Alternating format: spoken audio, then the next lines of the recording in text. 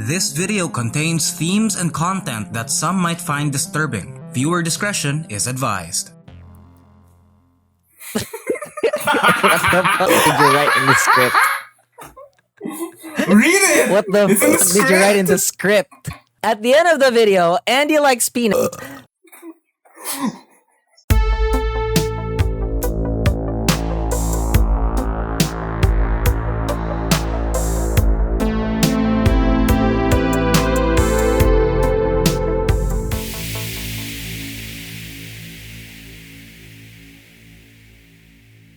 And welcome back to Behind You, a show where Andrew and I compete to tell you a scary story that we have created. I want to take this time to personally thank everyone who made me win the last episode. Thank you so much. Yeah. In your wildest dreams, Ade. And we all know it's me who won. Since Sure. this is a competition, we want you to judge. At the end of the video, let us know in the comments who you think won this episode. In the next episode, we'll announce who won the battle. The person with the most episode wins is dubbed the Behind You Ultra Mega Awesome Really Scary Person. And the loser, well, they'll need to be punished. And speaking of losers, Andrew, why don't you tell us who won the last episode? Well, I don't have an envelope. So, the person who won will show up here. Tring. Ching. Thanks. I always knew you guys would pick me. I'm superior. Ade, what is the topic for today's stories? Like, what is it giving? Okay, it's giving descent to madness. It's giving, I'm spiraling. It's giving flushing the toilet of insanity. Ganun. Yeah. What? Descent to madness! Okay, sige. So I guess we'll start now. I guess I go first, right? Because last time you went first. All right.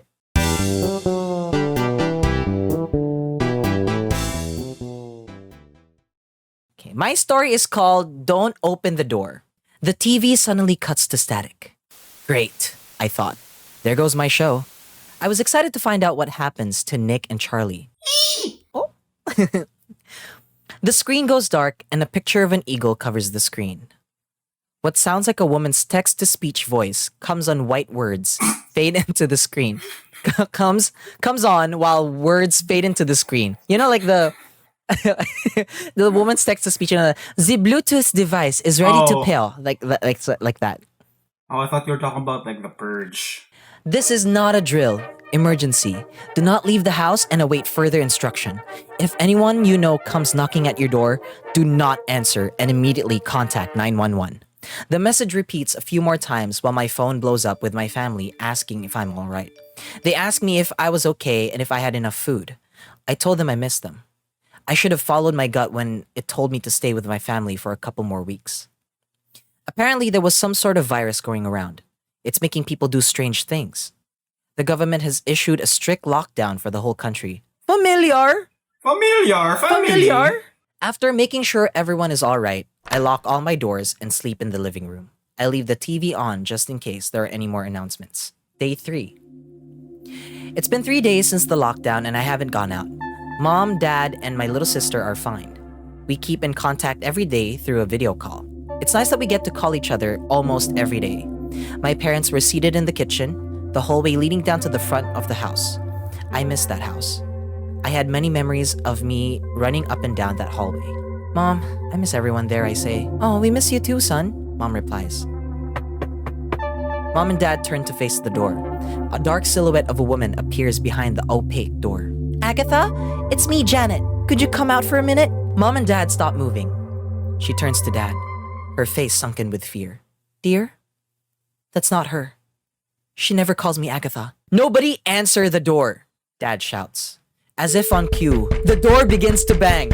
My little sister runs into the room crying. Mom pulls her in for a hug to comfort her. I'll have to call you later. Stay safe there, okay? Love you, Dad says before hanging up the video call. Day 7. My rations are starting to run out.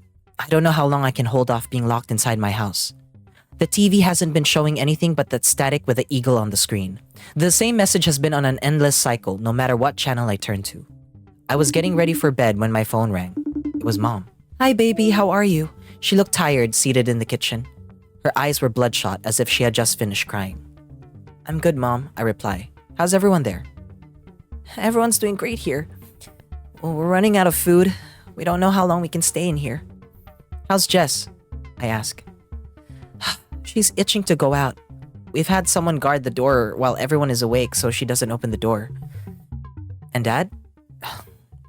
He's resting, she says. He and I had a fight earlier. I don't think I can take it in here anymore. From the corner of the screen, I see Jess, dressed in overalls, sneaking to the door, her hand reaching. Mom? I try to interrupt her, but it was too late. The front door creaks open, and an old, creepy woman shuffles into the house with a hunched back.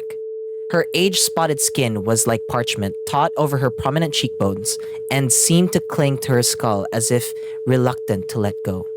Strands of lank, silver-white hair framed her face, tangled and unruly like cobwebs in a forgotten corner. Mom? I whisper. It's just that we've been locked up in this house for so long, I feel like I'm suffocating. Mom continues. This is more... I'm sorry. The prop was really hard. I tried to put in a little bit of comedy here. Yeah. The call begins to cut, like the signal is being jammed. The distorted features of the woman inch closer to Mom. Her eyes, pale and piercing, peer out from the deep-set sockets. Empty. They looked empty. Mom! Behind you! I yell through the screen. Son... internet... Okay. You know how, like, when you're on a call, right? And it Oh my looks god, it actually happened to you right now. Yeah, I know, because my internet is bad right now. But like you know how when it does that, like what it just happened, like it just suddenly Yeah. starts to cut out and then it comes back and then it cuts out and comes back. That's what's happening here. The dissonance of the call is getting worse. As if understanding what I was trying to say, she turns around, only to be confronted by the intruder of the house. Janet? Mom screams. Janet lunged towards Mom, sending the laptop out of the table into the floor. Mom screams cut through the jammed signal. I scream intently into the screen, powerless to save her. The call dies. Day 10. I've been trying to call my parents ever since what happened a few days ago. I called the police. Nothing. Maybe I can go outside and drive to them. Our house is just an hour away from mine. What would I do if I get there, though? Would they still be alive? Day 15. My only comfort is the clock that worked on batteries. It's been 2 days and the power still hasn't come back on. Phone signals are non-existent. Calling the police doesn't do anything. Tomorrow I will officially run out of food. I could always open the door and go out. Being outside felt so tempting. Maybe I could just peek out? No, I can't. I shouldn't. Day 20. Tick, tock, tick, tock, tick, tock. I'm all alone in the dark, staring up at the ceiling. Tick, tock, tick, tock. I hear voices in my head. Are they really in my head, though? Dear, it's me, Mom. Could you open the door, please? The voices sound real, though. She sounds like she could be outside my house. Are you okay? Mom asked.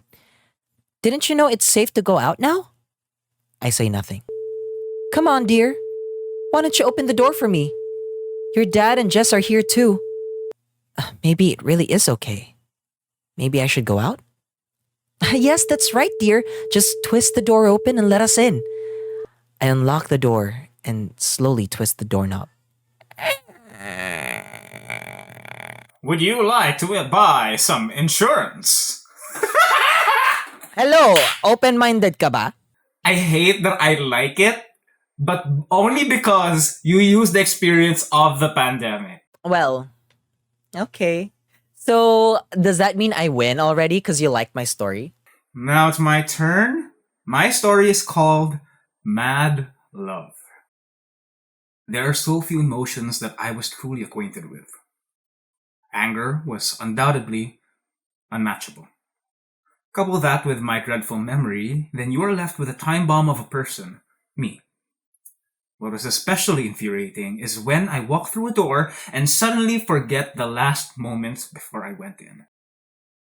But if there is anyone who's seen me through this, it would be Jules, my boyfriend. Because the real horror is what? Us. Homophobia. Huh? Oh. Oh. Oh. There are two types of people. Jules. I stood dumbly in the middle of the kitchen. It was a bright early morning, our little kitchen painted in a warm yellow light as the first light of day caressed the sky. Babe, have you seen where the night... Jesus! Jules dropped the utensils with a clang and ran to me. Eyebrows furrowed in alarm, his eyes widened before he cautiously lifted up my left hand.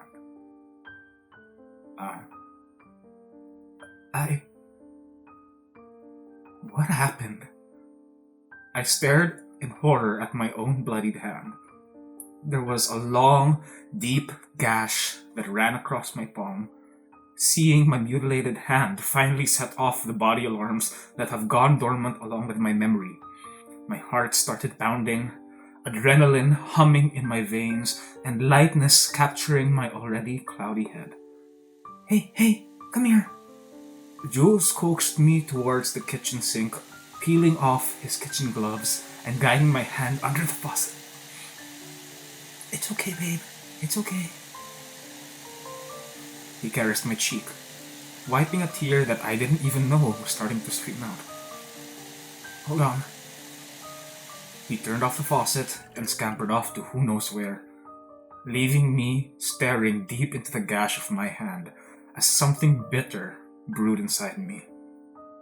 I barely even registered Jules returning to the kitchen and dressing my wound. Once he finished, Jules dared to try wrapping me in his arms, to which I reflexively recoiled from. What is this? Did I do this? I hated how tears poured out of my eyes. I wasn't in the slightest sad. I was angry. What is wrong with me?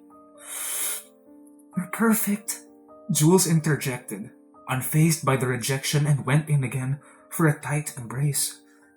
It was warm, suffocating. I stiffened. Oh, I would do the same thing. You know, if you went Jesus for Christ. if you went for a You tight are hug. you are I a would- nasty I would- skanky whore. That is why Andy likes people. I would also stiffen, you know, just like Oh Jesus. Nasty. I stiffened, resisting the urge to throttle him as he soothed and weaved his fingers through my hair and rubbed gentle circles on my head.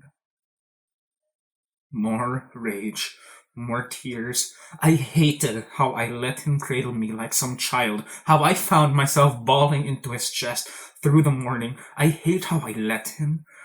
How I let this one person see me in such a disgusting state. How I felt safe. Whatever happened, whatever reason, you're perfect, okay? His voice lingered inside my chest, a warmth that grew, matched only by the hatred I had in my heart. Do you know what I do when I forget something? Jules asked, a tone I found condescending but played along with a grunt nonetheless. He kissed my bandaged hand.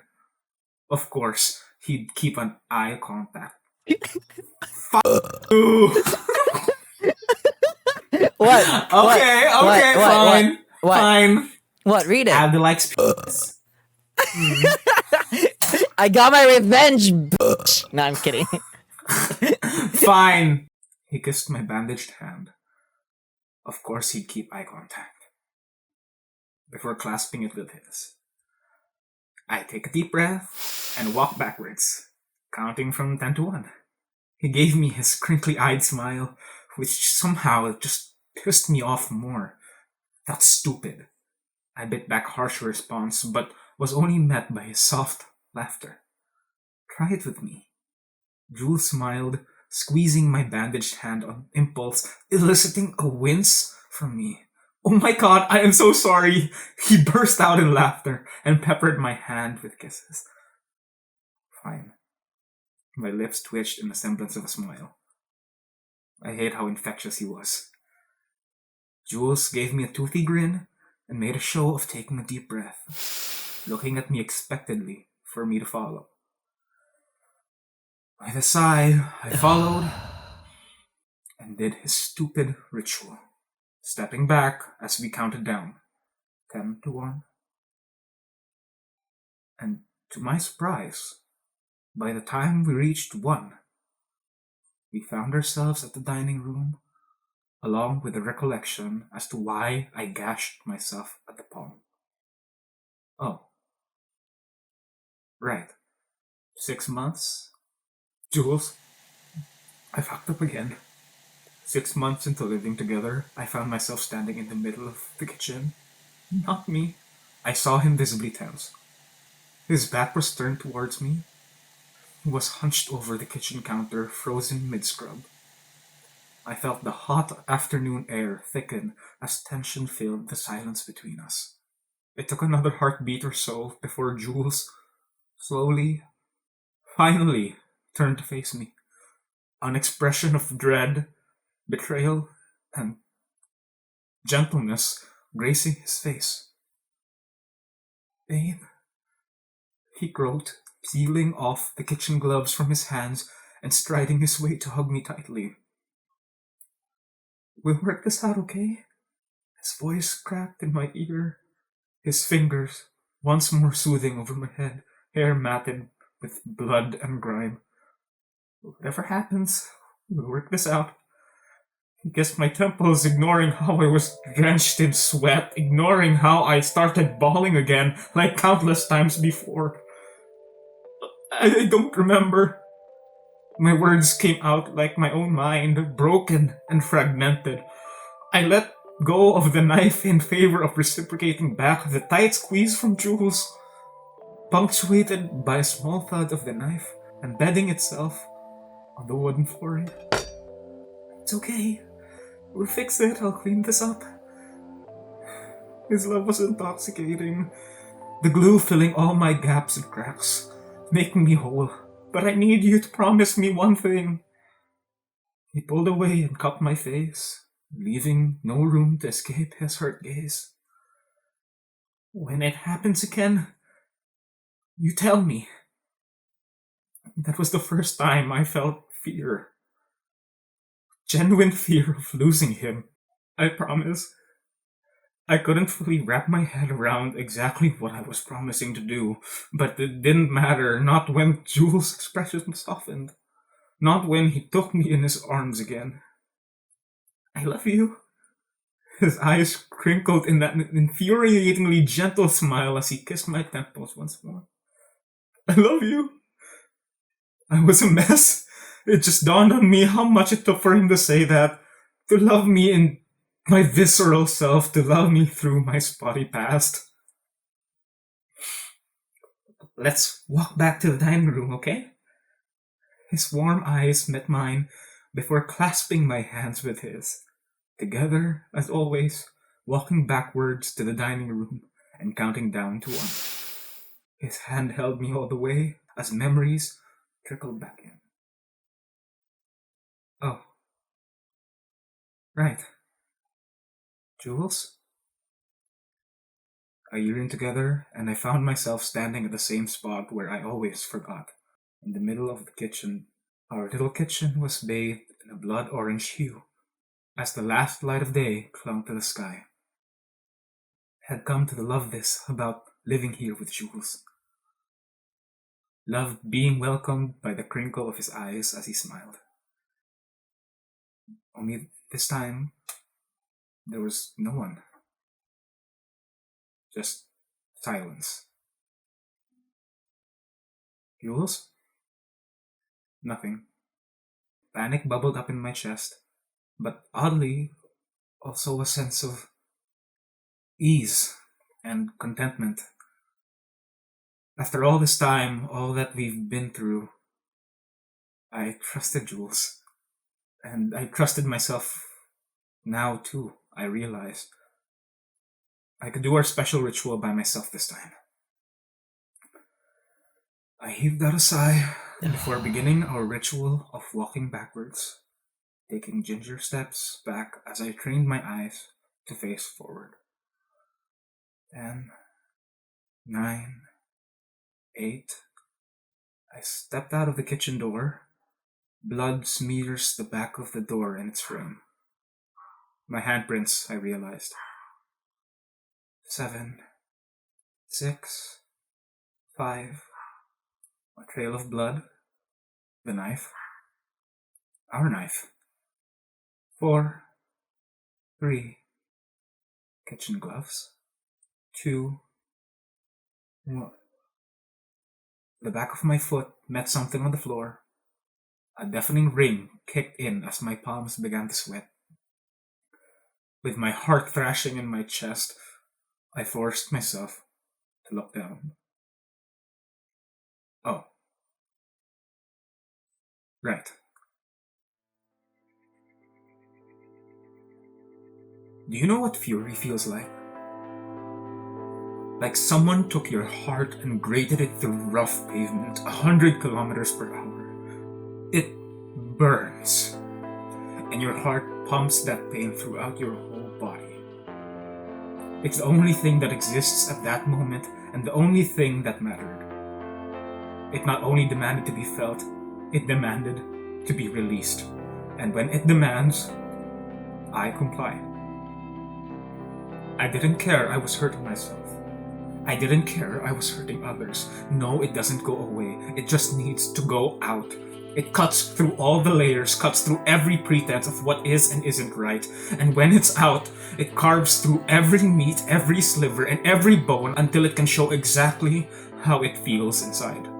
Only when you're done, do you see what canvas it has chosen. This time, it was Jules. And only after do you realize he had not been begging. He was pushing me to go on. It's okay, babe. After you thrust the knife into his stomach and blood bloomed on his shirt. It's okay. I love you. I love you. I love... He kept going on between every stab, twist, and drag of the knife. He mouthed those same words even when he had no strength left to make a sound, until all that was left was this. Jules' body laid on the floor, with his own blood pooling around him. You may think what would catch your eyes the most would be Jules' viscera, splayed out open like a frog dissection. No. What caught my attention was the smile on his face. So warm, even after death, you'd think he was still alive. The way his eyes crinkled at the side, reminding me of the first time he said, I love you. It was dark now. The sun had set in our little bubble, illuminated by street lamps, neighbors, and whatever other heavenly bodies waited to judge us. After a few more solemn moments with my now dead boyfriend, I picked up his kitchen gloves, put them on, and began the tedious work of cleanup, which he's always done for me. I started by slugging back all his organs together, how I knew he'd like them to be. There are so few emotions that I was truly acquainted with. I was sure that my fury was untouchable, was unmatchable. However, the swelling inside my chest told me that Jules somehow changed that. You know what he needs? Therapy. I say they're in a loving relationship. Wow, very loving. Today, we learned that losing your sanity can be very terrifying. Ask Andrew. So, who do you think won this episode? Was it me or Ade? Let us know in the comments below. And you have until next Thursday to submit your votes. Thanks for watching this second episode, and hey, whatever you do, don't look behind you.